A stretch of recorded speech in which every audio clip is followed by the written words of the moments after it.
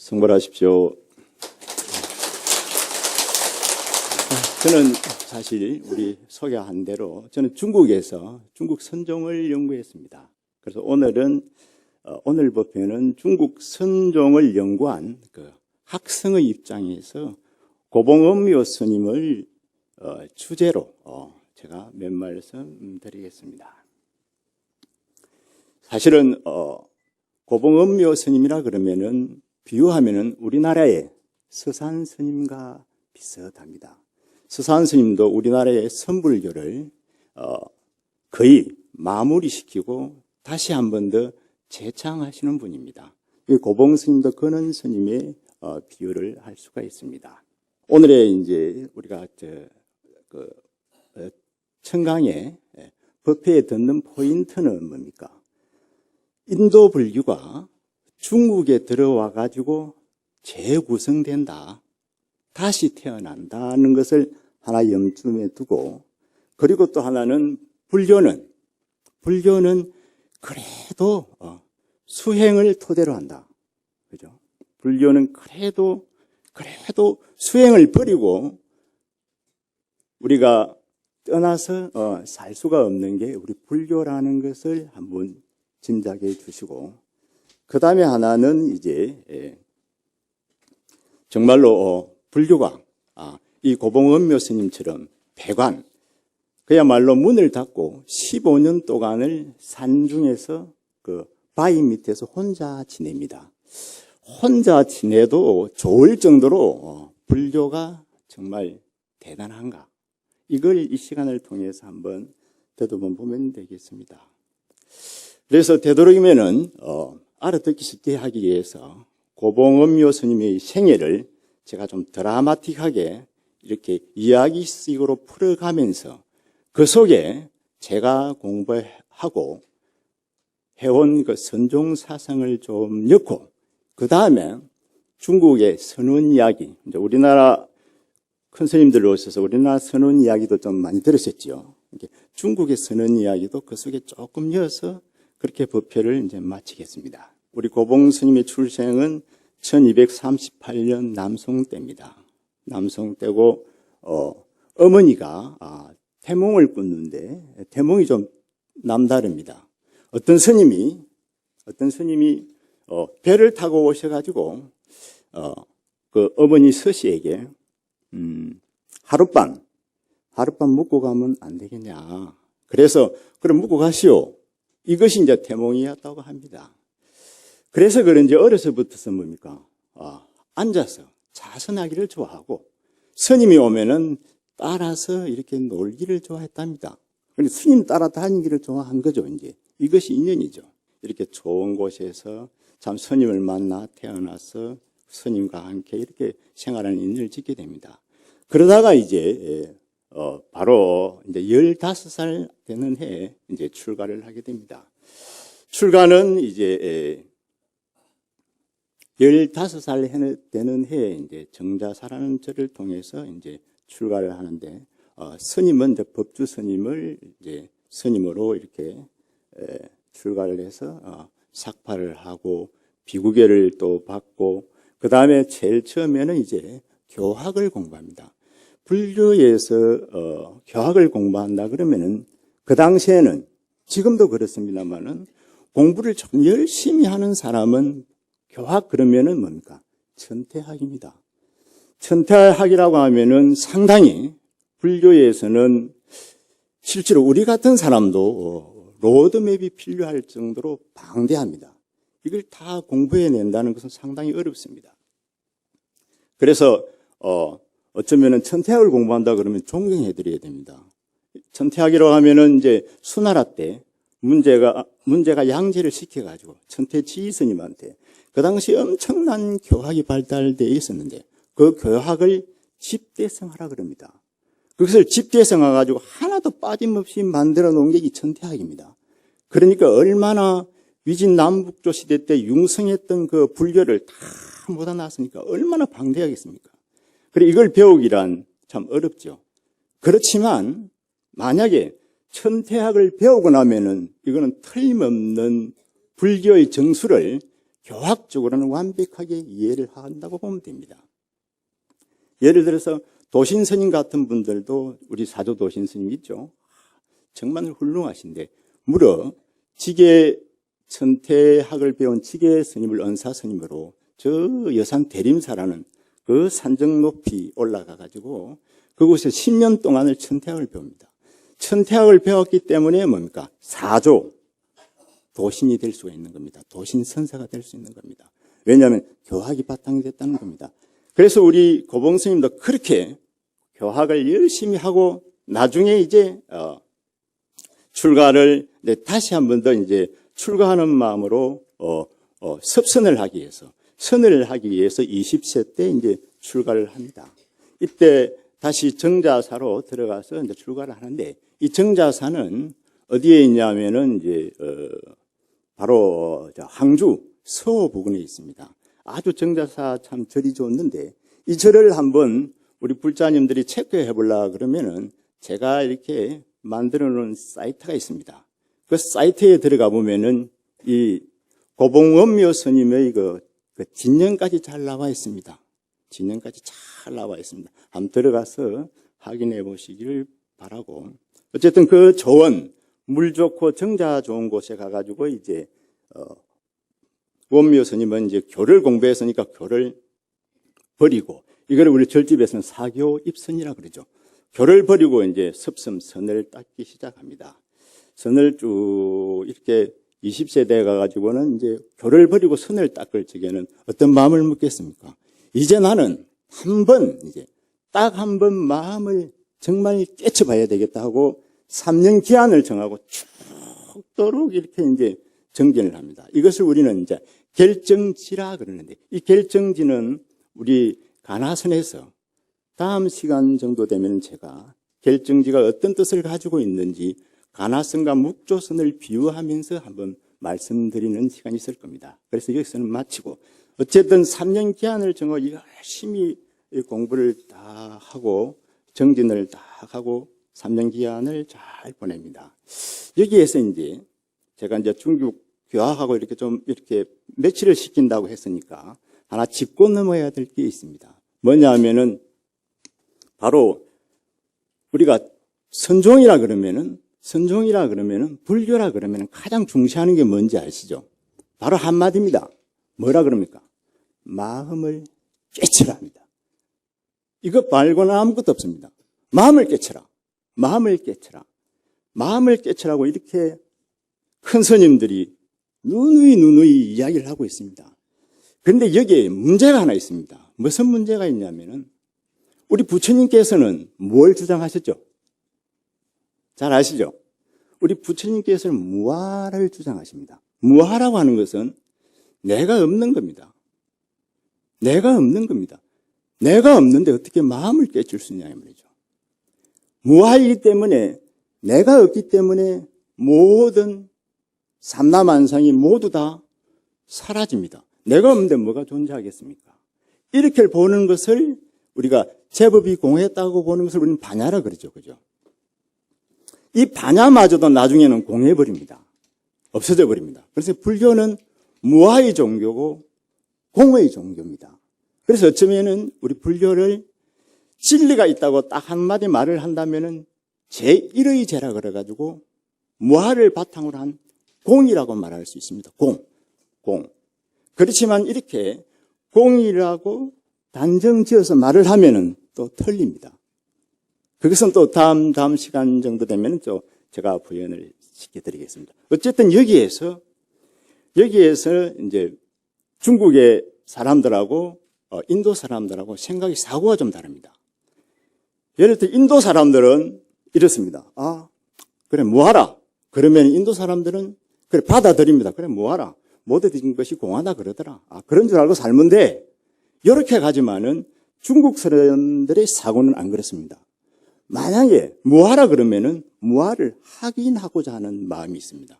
꼭 그것을 꼬집어서 내어서 어떻게 해서든지 그것을 한번 봐보려는, 확인하려는 마음이 있습니다. 이게 중국 사람들에 있어가지고 정말 중국 선종을 만들어냅니다.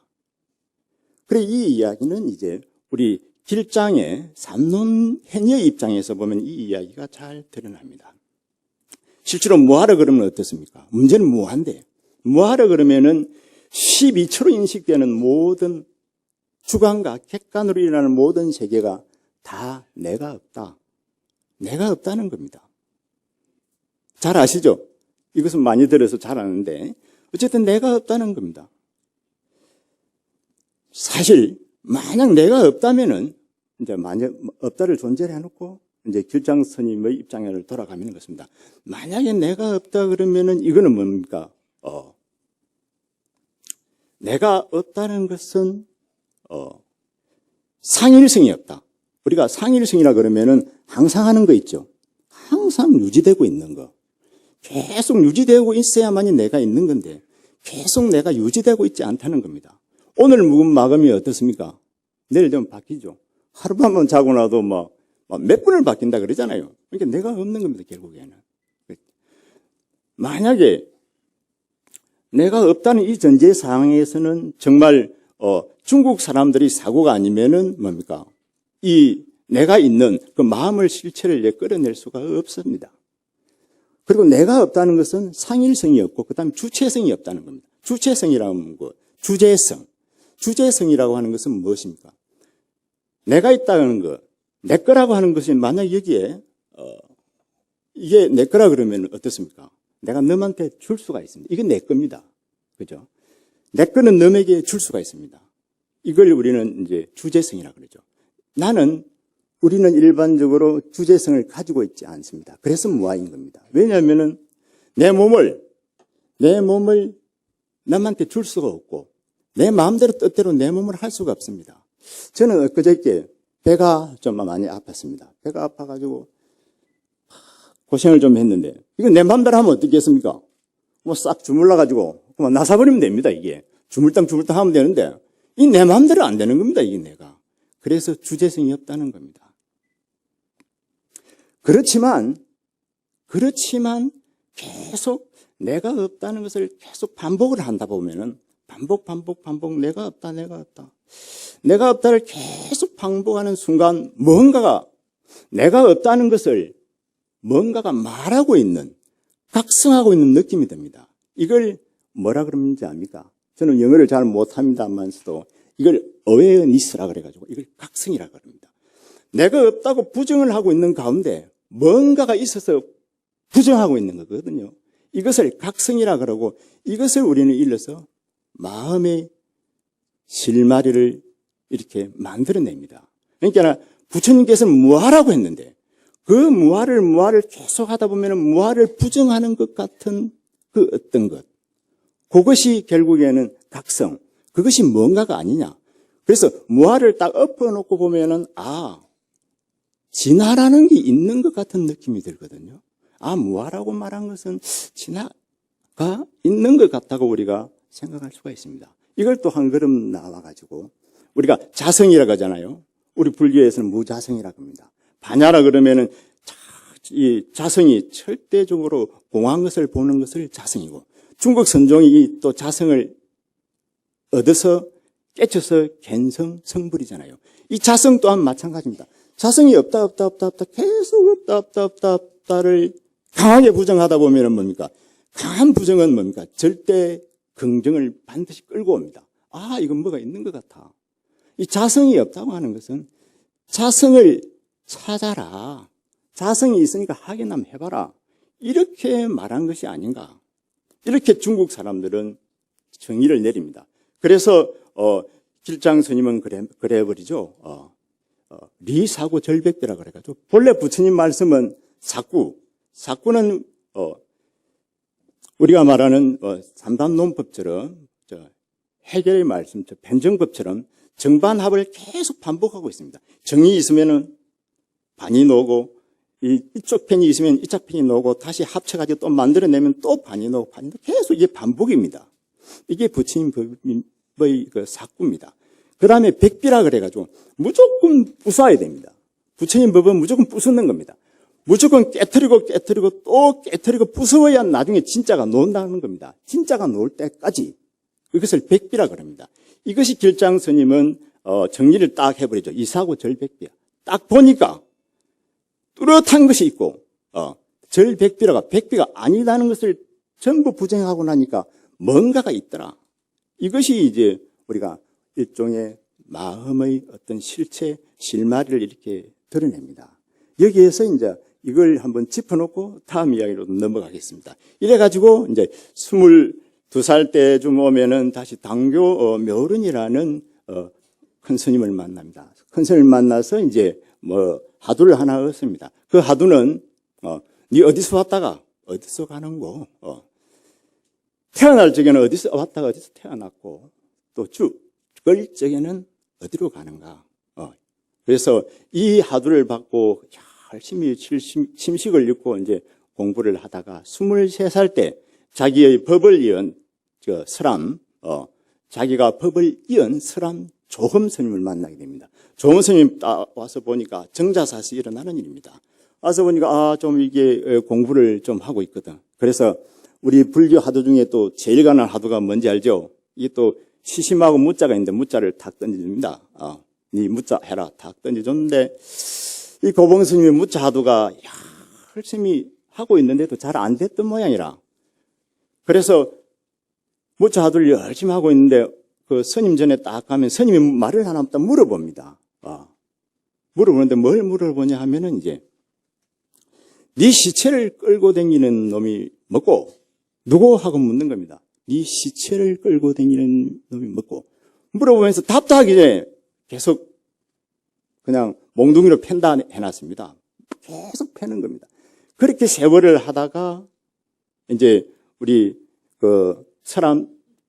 조흠 스님은 이제 다른 남뱅사라는 곳으로 이제 다시 이동해서 우리가 스님들은 가는 곳곳이 다 수행처고 좋은 곳으로 다니면서 수행을 하지 않습니까? 그래 남쪽으로 내려가 버립니다. 여기에서 이제 우리가 하나 또 짚어볼 만하고 하면은 이제 우리가 금방 하두를 이렇게 받고 나면은 이제 중국 불교에서는 그 하두를 준 은사 스님이 그 하두를 계속 점검을 합니다. 이 하두를 점검하는 게 좀 독특합니다. 계속 불러서 금방 그것처럼 네 시체를 끌고 다니면 뭐고 하고 말 못하면 그냥 말하기 전에 그냥 이게 그래서 하두 점검을 계속 해주는 게 중국 불교입니다. 중국 선불교입니다. 그 다음에 하나 특징은 은사를 금방 우리 그 고봉 스님도 은사를 몇 번 자꾸 내려오죠. 바깥값에 내려오죠. 그래서 절집에는 은사를 이렇게 은사가래라 그러죠. 막말로 은사가래를 많이 합니다. 그 은사가래 하는 것을 우리는 뭡니까? 흉으로 보지 않습니다. 흉이 아니죠. 왜냐하면은 선지식을 만나면은 뭡니까? 덕견 성불 하거든. 정말로 덕견 갠성을 해버리거든요. 덕견 성불을 하기 때문에 그 은사가래 하는 것을 무조건 은사를 갈더라도 성불을 하라고 주장을 하고 있습니다.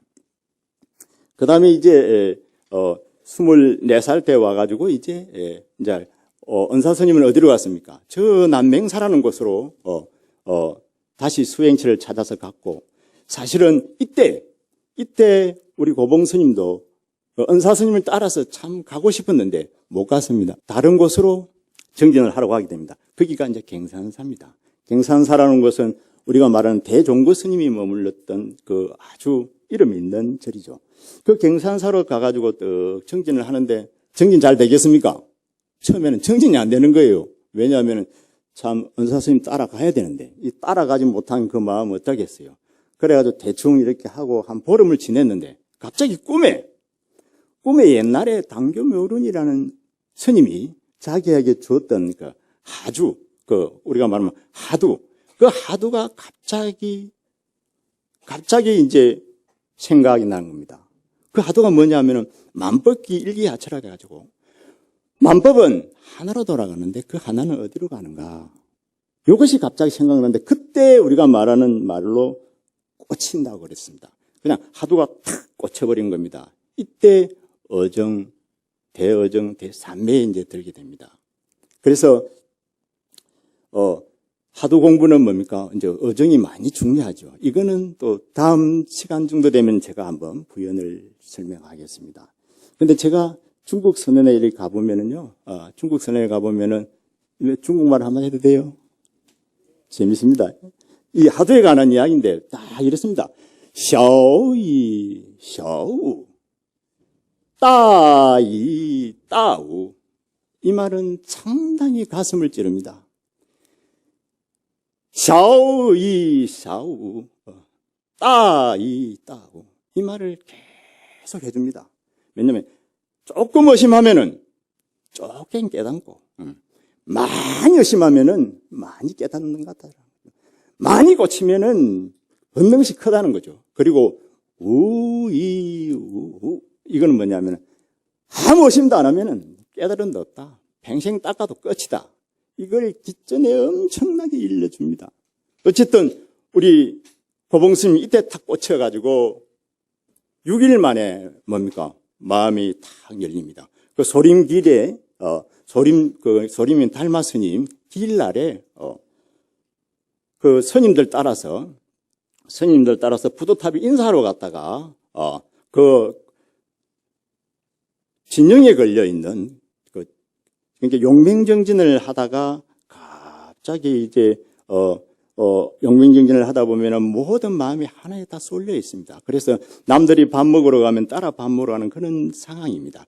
그 상황에서 딱 길에 올라가가지고, 부두탑전에 딱 갔더니만은, 백년 3만 6천조라 그래가지고, 백년 3만 6천일에 반복 원래 시자한이라는 왔다 갔다 하는 그 놈이 이 송장을 끌고 다니는 이놈이 뭐고 하는 그것을 뭡니까?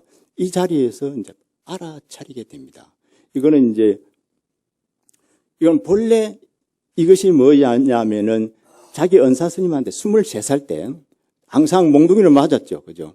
몽둥이를 맞아가지고, 네 시체를 끌고 다니는 놈이 먹고 하면서 말론을 못해서 항상 맞았는데 이때 뭡니까? 그 시체 끌고 다니는 놈을 이때 알았다는 거죠. 이게 이제 불륜 스님의 진영을 보고 이제 알게 된 겁니다. 그래서 여기서 견성을 한번 딱 하게 됩니다. 이렇게 해서 도를 깨졌으니까 이제 뭐 해야 됩니까? 이제, 도를 얻은 사람들하고 이야기도 해야 되고, 이제 만행을 하게 됩니다. 만행을 쭉쭉 이제 만행을 한 몇 년을 만행을 하고 다시 이제 28살쯤 돼가지고 어디로 오냐 하면은 이제, 천영사라 그래가지고 상주에 있습니다. 이것도 제가 올린 그 사이트에 아주 제가 발품을 팔아서 잘 찍어놨습니다. 사진을 잘 올려놨습니다. 그게 물론 다운받아서 올린 것도 있고, 참고로 해서 한번 봐보시면 됩니다. 어쨌든, 천영사에 이제 가가 좀 살게 됩니다. 거기 가니까 이제 자기, 이제 은사 스님이, 이제 조음 스님이 계시죠. 가가 있으니까 그 조음 스님이 이제 물어봅니다. 뭐를 물어봅니까? 아까 뭐라 그랬죠? 자꾸 은사 스님은 훌륭한 제자는 불러서 하두를 점검합니다. 야, 고봉, 이리 와. 아니, 상자니까, 요새도 하도 잘 되나? 하니까, 참 잘 됩니다. 그래, 행주자와 업묵동정이 다 잘 되냐? 그러니까 하두가 다 잘 됩니다. 정말로 그 하두한 생각이 정말로 나를 떠나지 않습니다. 우리가 서산 스님 하두 이야기 들어보면 참 간절하죠. 일어났습니다. 하두는 12시중에 성성불명화. 하두가 하루 종일 내 벨처럼 이렇게 성성하냐 이 말이지.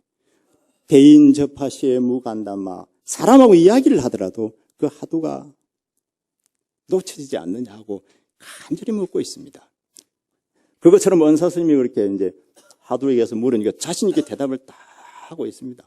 그래 또 하나 묻습니다. 그럼 꿈을 꿀 때도 되겠네 하니까 꿈을 꿀 때도 하두가 잘 됩니다.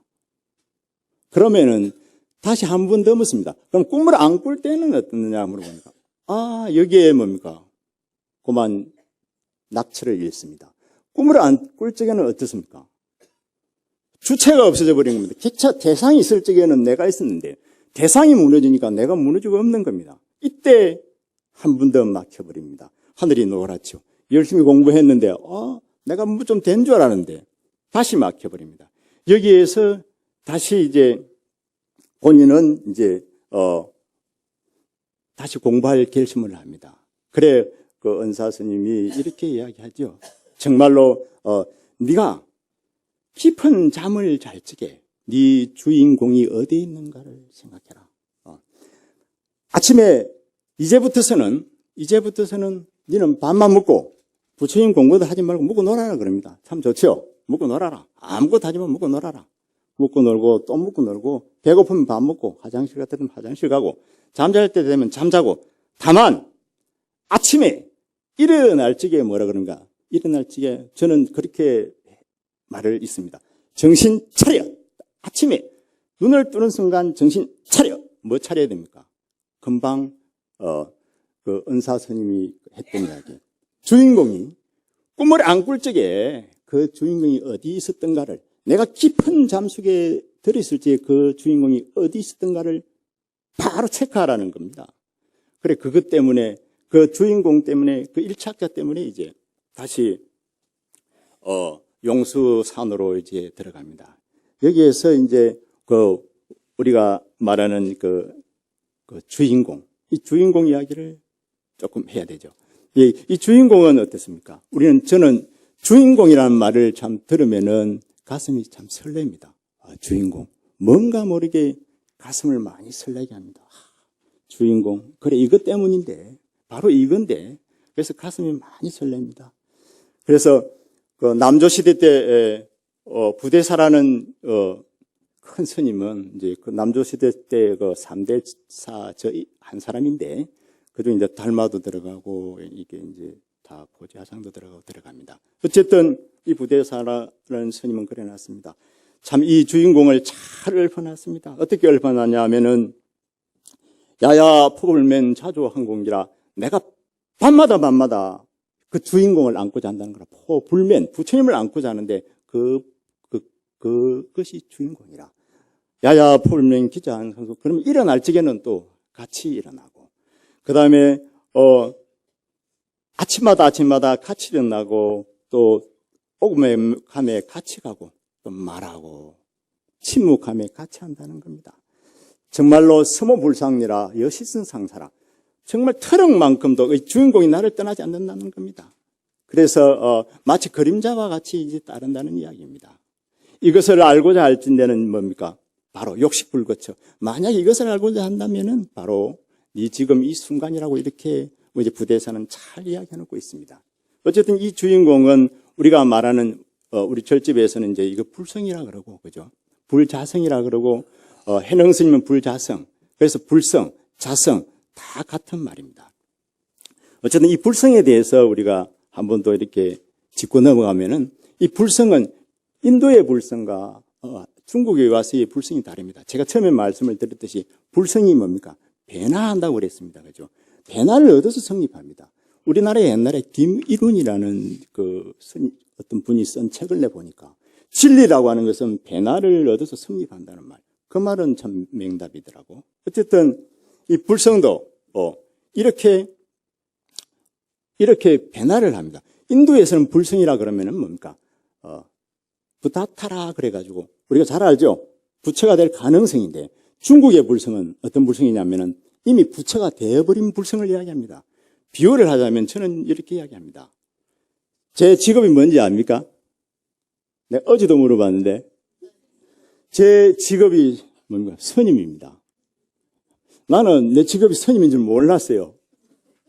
근데 왜 이렇게 말을 하냐면은, 내가 어디 인터넷에 보니까 순치 항제라는 항제가 있는데, 직업해라고 나왔는데 직업이 뭔지 압니까?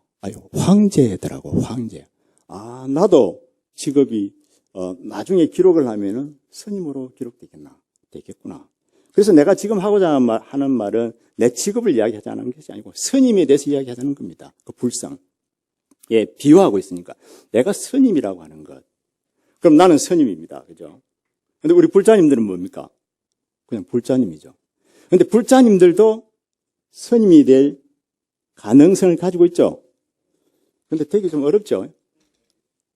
그렇지만 가능성을 가지고 있습니다. 가능성을 가지고 있는 것을 인도 불성이고 중국 불성은 이미 스님이 되어 있는 상태. 또 하나 비유를 하면은 그렇습니다. 하늘에 보면 달이 하나 뜨가 있습니다. 그죠? 밤따, 보름날이면 잘 뜬 저 달. 본래 부처님 당시에는 달은 뭡니까? 하늘에 떠 있습니다. 그러나 중국으로 넘어오면은 다시 재정립됩니다. 어떻게 정립됩니까? 그 달을 따서 자기 마음속으로 가져와 버립니다. 내 달을 만들어 버립니다. 그래서 내 달을 만들기 때문에 뭡니까? 갠성성불이 됩니다. 자견자성. 자견자성. 내 스스로 내 성품을, 자성을 보고, 자성, 성불이 되는 겁니다. 스스로 부처가 되어버리는 겁니다. 그래서 이와 같은 과정을 이제, 우리 고봉성사의 행장을 보면서 이렇게 우리가 변화를 보면서 제가 중국 선종의 이야기를 조금 이렇게 가미하면서 어쨌든 오늘 이 법회를 끌어가고 있습니다. 어쨌든 이제는 우리 스님이 어디로 가냐면 용수사에 가가지고 용수사는 용수산에 있습니다. 정말 산이 좋더라고요.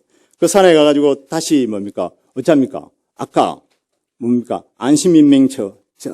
정말로 깊은 잠이 들었을 때 주인공의 안심인명처를 피나게 닦습니다. 그리 닦기를 5년을 하다가 마지막에 뭡니까? 이제 도를 깨쳐야죠. 어떻게 깨칩니까? 아주 도 깨치기는 참 너무 쉬운 것 같아요. 도반하고 같이 잠을 자다가 그만 도반의 목침이 바닥에 떨어졌는데 그 소리 듣고 막 깨친 겁니다. 너무 쉽죠? 그래서 어떨 적에는 어른 스님들 이야기하지 않습니까?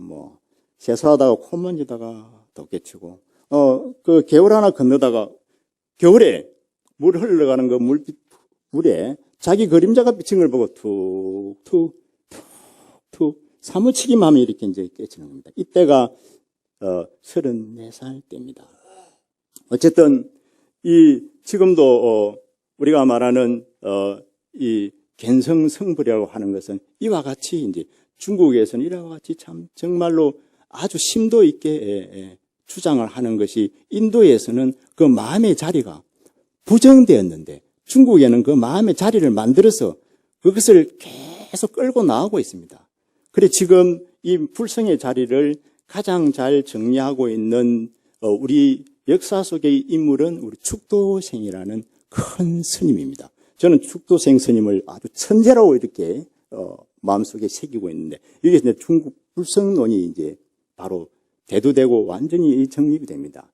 이것을 가장 조리 있게 잘 설명해오는 학자가 누구냐면 지금 중국에서 중국 불교를 견인하고 있는 례용해라는 학생이 있습니다. 학자가 있는데 그 학자의 이야기를 제가 좀 곁들여 드리면은 이제 아까 말한 그 불성의 자리, 마음의 자리, 자성의 자리가 확연하게 이제 드러납니다. 사실 인도의 아까는 인도에서는 무아를 주장하기 때문에 반야로 이렇게 다 해보면 이제 무자성이 돼버리죠. 그래서 일체 자성이 비어 있음을 이렇게 보는 것이 이제 인도 불교입니다. 그 인도 불교가 이제 딱 중국에 들어와 가지고 뭡니까? 인도 불교도 중국에 들어왔으니까 뭔가를 해야 되잖아요. 이제 말로 들어왔겠어요. 불교의 그 부처님 사상을 폐기 위해서 들어왔으니까 딱 이렇게 무아의 사상을 토대로 한 아까 말한 제1의 제가 공이라 그랬죠. 공을 딱 안고 그냥 딱 진리 아닌 진리라고 말하면 틀리는 그 진리를 가지고 사실은 최고의 진리죠. 공을 안고 이렇게 딱 폼재고 있는데 바로 중국 토양에서는 이제 어떤 그 당시에는 이제 심성론이라든지 유가, 도가의 어떤 깊은 사상들이 이미 정립이 되어 있습니다. 그 중에서도 이제 맹자 아시죠? 맹자라는 사람이 또 그 사상을 잘 이렇게 종합 정리해 놨습니다. 우리가 맹자님의 사상을 보면은 제가 이거 불성을 이야기하기 위해서 이야기합니다. 불성이 중국에서 완성되는 것을 이야기하기 위해서 하는 겁니다. 완성에 대해 성불을 할 거 아닙니까? 어쨌든 완성을 시키고 있는 겁니다, 지금. 그래서 맹자님은 만물비야, 방구제기라는 유명한 말을 합니다. 만물비야. 모든 삼라만상, 만물들은 내 속에 다 갖추어져 있다. 어디서 들어본 것 같죠? 우리 불교의 이야기와 비슷하죠? 모든 것은 내 마음속에 다 갖추어져 있다. 그 다음 방구제기라 그래가지고 나를 잘 돌이키기만 하면은 그 속에 나를 잘 돌이키기만 하면은 그 속에서 자기들은 성이 된다는 겁니다. 그래서 한마디로 말하면은 내 속에 모든 것을 갖추고 있기 때문에 내가 절대자가 될 수 있고 내만 잘 돌이켜보면 내가 성이 된다는 겁니다. 그래서 불교한테 묻습니다. 뭐라고 묻습니까? 우리는 우리가 바로 성인이 될 수 있다. 그러면 불교는 뭐고? 뭐 없나? 불교는 뭐 없나? 이렇게 딱 깨놓고 묻습니다. 이게 불교는 아까 뭐랬죠? 딱 공이야. 이렇게 딱 하고 앉아있는데 갑자기 뭐 없나? 그러니까 뭐라 해야 됩니까? 딱 그때 알아차린 겁니다. 기발한 아이디어죠. 뭡니까? 불교도 있다. 있다. 그건 뭐가 있노? 불교에는 반야라고 하는 게 있는데 반야라고 하는 것을 잘 보면은 뭡니까? 반야라고 잘 하는 걸 이렇게 딱 보면은 이 반야는 뭡니까? 사실은 공인데 반야를 통해서 공을 깨달은 사람을 뭐라 그러죠? 부처라 하잖아요. 우리는 부처가 있다는 거라. 너는 성인이 되면 우리는 부처가 된다. 여기에서 매치가 딱 이루어진 겁니다. 뭐가 이루어집니까? 너는 성인이 되고 우리는 부처가 된다. 그럼 여기에서 부처가 뭐냐? 부처님이 하나 탄생해버리는 겁니다. 불성이 탄생해버리는 겁니다. 부처가 만들어져 놓는 겁니다. 아까 마음의 실마리에서 마음이 커져가지고 마음이 이제 이루어져 나와버렸습니다. 이제 다 나왔습니다. 그래서 중국 불성 사상이, 중국의 마음 사상이 우리가 견성성불을 할 수 있고 마음을 깨줄 수 있는 것이 여기에서 완전히 뭡니까? 읽는다고 보면 됩니다.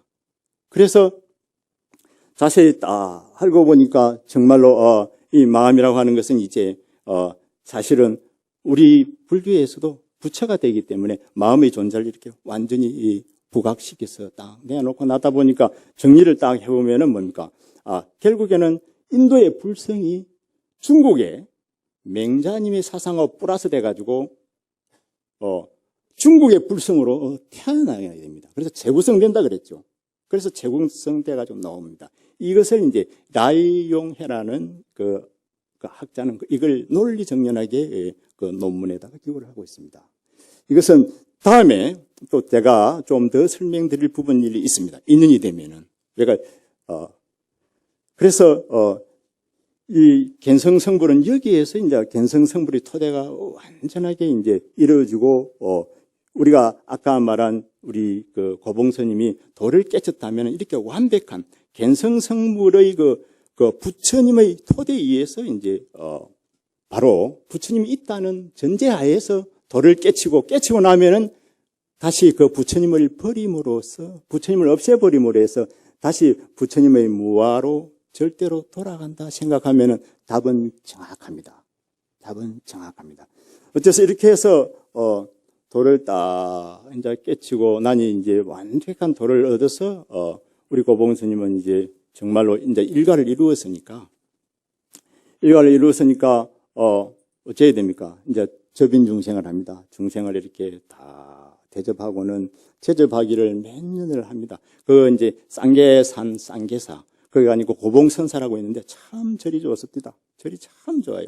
그 절에서 그 중생을 제접하고 있는데 갑자기 사람들이 구름처럼 몰려옵니다. 몰려오니까 뭐 어쩔 수가 없어가지고 제자들도 많이 몰려오는데 그 제자들을 또 뛰어난 제자만 받고 안 좋은 제자는 그만 너희들은 좀 다음 생에 오나 그럴 정도로 그냥 이제 가려가면서 받을 정도로 이렇게 제자들이 많이 오고 그러고 자기는 몰래 밤에 이제 출행량을 놓습니다.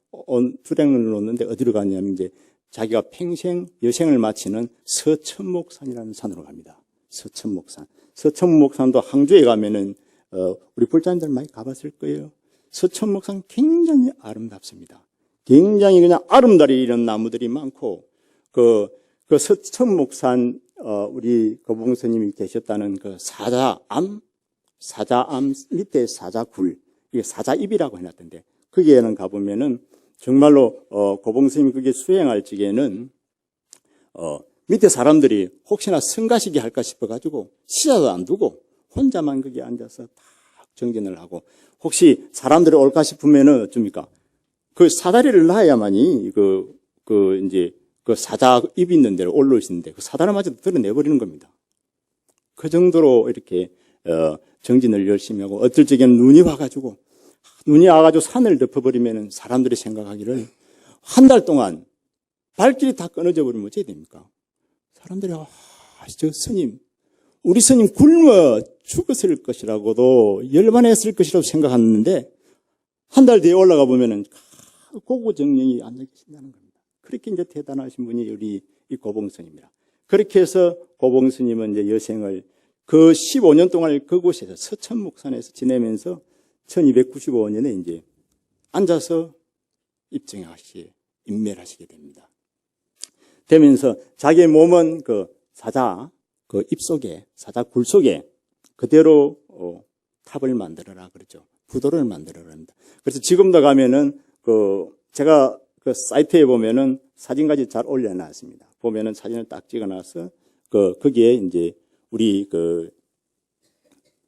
고봉 스님이 앉아있는 모습을 그대로 볼 수 있습니다. 다음에 2년 되면은 그런 곳으로 한번, 우리가, 답사 겸 뭡니까? 정말로 여행 겸 참 갔다 오는 건 참 좋습니다. 이렇게 제가 고봉 스님의 일대기를 가지고, 행장을 가지고 제가 배운, 교학과, 그 다음에 제가 다니면서 발품을 판, 어떤 중국 선빵, 중국에는 선당이라고 합니다. 선당 이야기까지 좀 했습니다. 그래서 그 다음에 이제 마지막으로 이제 제가 처음에 제시했던 것을 제 법문의 설법의 이야기의 어떤 포인트 같은 것을 한번 더듬어 보고 이제 바로 마치겠습니다. 제가 한번 생각할 점이라고 생각한 포인트라고 처음에 말했던 것은 뭐냐면은 우리 불법은 재구성된다는 말을 했습니다. 그죠? 인도법이 절대 중국에 오면은 어찌 됩니까? 중국화되어야 됩니다. 한국에 오면은 한국화되어야 됩니다. 내한테 오면은 법지화되어야 됩니다. 만약 이렇게 되지 못한다면은 부처님 법이 아니에요. 부처님 법이 제자가 아니에요. 대신 뭐가 전제가 되어야 됩니까? 잘 배워야 됩니다. 온전한 법이 내한테 와서 다시 태어나야 된다는 겁니다. 이것은 꼭 한번 짚고 넘어가야 되고, 그 다음에 또 한 생각 포인트는 그래도 뭡니까? 그래도 수행입니다. 그래도 수행입니다. 저는 우리 불자님들이 다 수행자라고 이야기합니다. 왜냐하면은 다 수행하면서 사시죠. 맨날 썩 썩고 살고 있죠. 우리보다 수행 더 잘한다니까. 그죠? 다 잘하잖아요. 그 마음을 돌이켜서 아까 다 마음 챙기면 그만 그거가 법당이고 그거가 그냥 공부치고 그런 겁니다. 그래서 그래도 불교가 가장 저는 자신 있는 게 그래도 수행이기 때문에 그렇습니다. 수행을 잘하다 보면 너한테 봉사도 잘합니다. 봉사도 수행이거든요. 그 다음에 이제 하나 또 짚어볼 것이 뭐냐면 폐간할 정도로 좋은가. 15년 동안 마지막에 폐간했는데 어떻습니까? 불자님들. 정말 집 떠나서 문 닫고 참 15년 동안을 혼자서 구구정령이 이렇게 정진할 정도로 부처님 법이 좋을까요? 어떨까요?